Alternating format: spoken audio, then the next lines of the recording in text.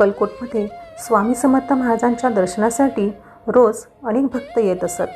कोणाच्या मनात दुःख असते, कोणाला संसाराची चिंता असे, तर कोणाच्या आयुष्यात मोठे संकट आलेले असे.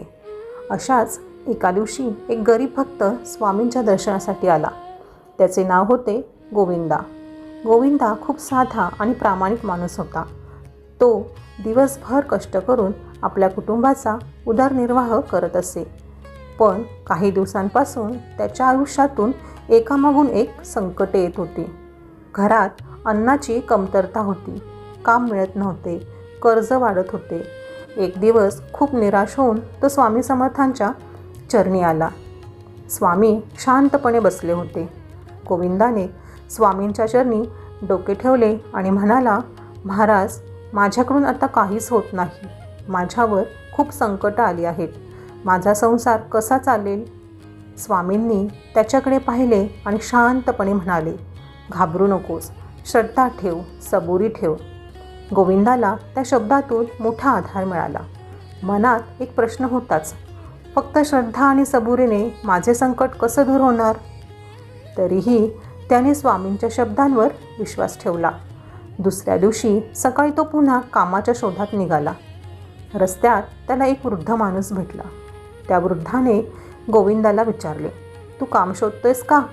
गोविंदाने होकार दिला. वृद्ध म्हणाला, माझ्या ओळखीच्या एका व्यापाऱ्याला विश्वासू माणसाची गरज आहे. तू तेथे जा. गोविंदा त्या व्यापाराकडे गेला. त्याच्या प्रामाणिकपणामुळे व्यापाराने त्याला काम दिले. काही दिवसातच गोविंदाचे काम चांगले चालू झाले. हळूहळू त्याचे कर्ज कमी होऊ लागले आणि घरात पुन्हा आनंद येऊ लागला. काही दिवसांनी तो स्वामींच्या दर्शनासाठी अक्कलकोटला गेला. स्वामींच्या चरणी नतमस्तक होत तो म्हणाला, महाराज, तुम्ही माझं संकट दूर केलं. स्वामी फक्त हसले.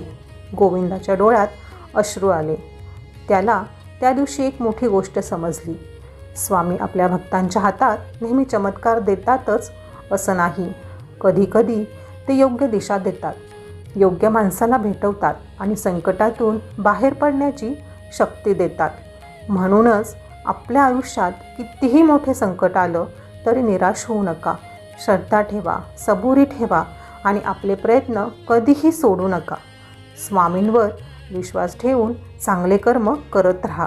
कारण संकट नेहमी कितीही मोठं असलं तरी मनात विश्वास असेल तर माणूस त्या संकटाशी लढण्याची ताकद मिळवतोच. तर चिंता करू नका, श्रद्धा आणि सबुरी ठेवा. योग्य वेळी योग्य मार्ग नक्कीच मिळेल.